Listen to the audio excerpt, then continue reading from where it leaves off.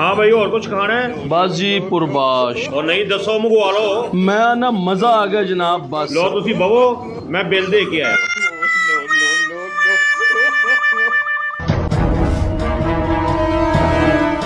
लाला जी मजा आ गया। क्या बात है वाकई। ਭਾਣ ਬਹੂ ਨਾਲ ਦਾ ਗ੍ਰੇਟ ਆਦਮੀ ਮੈਂ ਨਹੀਂ ਜੇ ਵੇਖਿਆ ਕੋਈ। बिल्कुल ठीक कह रहे हो। ਬਿੱਲ ਦੀ ਤੇ ਉਹਨਾਂ ਟੈਨਸ਼ਨ ਹੀ ਨਹੀਂ ਲਈ, ਇਹਨੇ ਕੋਈ ਪੈਸਿਆਂ ਨੂੰ ਕੁਛ ਨਹੀਂ ਸਮਝਦੇ। मैं ना ग्रेट आदमी ने ये ਅੱਧਾ ਘੰਟਾ ਹੋ ਗਿਆ ਭਾਣ ਬਹੂ ਬਿੱਲ ਦੇਣਗੇ ਨੇ, ਅਜੇ ਤੱਕ ਵਾਪਸ ਨਹੀਂ ਆਏ।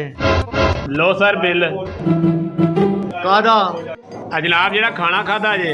ਬਿੱਲ ਤੇ ਭਾਣ ਬਹੂ ਦੇਣ ਗਏ ਨੇ। अच्छा ओ भाई यरी ओ ते काउंटर ते आए हैं, तीली बड़ी दंदा च मारी थी ओ गए ने। ओ पैसे नहीं ना है, ए दो मोबाइल ने भाई को, एक मोबाइल उन्हें फड़ाओ। ਲਾਲਾ ਜੀ ਭਾ ਬਹੂ ਆ ਗਿਆ ਜੀ। ਹੋਰ ਆਏ ਨਾ। ओए बुलावा सवेरे सवेरे किथों टक्कर गईयां ने। चल बंदिया निकल इथों। और यार कढ़ाना मैं तेरा कुंड। ਤੂੰ ਰਾਤੀ ਕੀ ਹਰਕਤ ਕੀਤੀ ਏ? ਕਿਹੜੀ? ਤੂੰ ਬਿੱਲ ਦੇਣ ਗਿਆ ਵਾਪਸ ਹੀ ਨਹੀਂ ਆਇਆ। मैं ते बिल दे के आया वां।